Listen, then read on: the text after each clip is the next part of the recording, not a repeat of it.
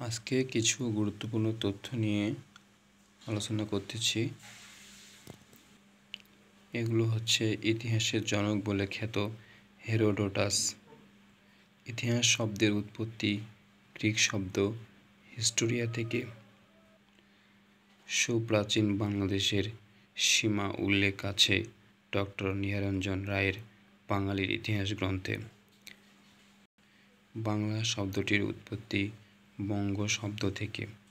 সর্বপ্রথম বঙ্গ শব্দটি পাওয়া যায় 3000 বছর পূর্বের ঋগ্বেদের ঐতিরেয় আরণ্যক গ্রন্থে। সর্বপ্রথম দেশবাচক বাংলা শব্দের ব্যবহার হয় আবুল ফজলের আইন-ই-আকবরী গ্রন্থে। বাংলার আদিম অধিবাসী কোল, ভল, সাঁওতাল, মুন্ডা প্রভৃতি জাতি। প্রাচীন বাংলার আর্থ-সামাজিক ইতিহাস পাওয়া যায় সংস্কৃত সাহিত্যের দুটি সংকলনে।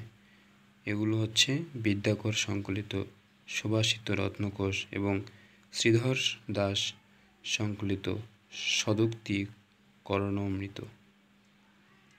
বাংলার আদি জনগোষ্ঠীর ভাষা ছিল অস্ট্রিক। উপমহাদেশের নাম ইন্ডিয়ায় সর্বপ্রথম দেন গ্রিকগণ।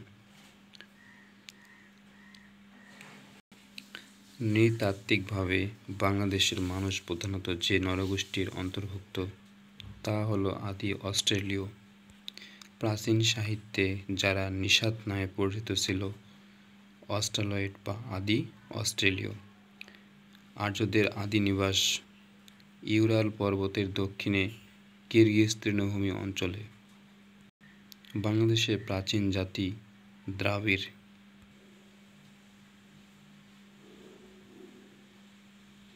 আরও নতুন নতুন ভিডিও পেতে আমার চ্যানেলটিকে সাবস্ক্রাইব করে রাখবেন।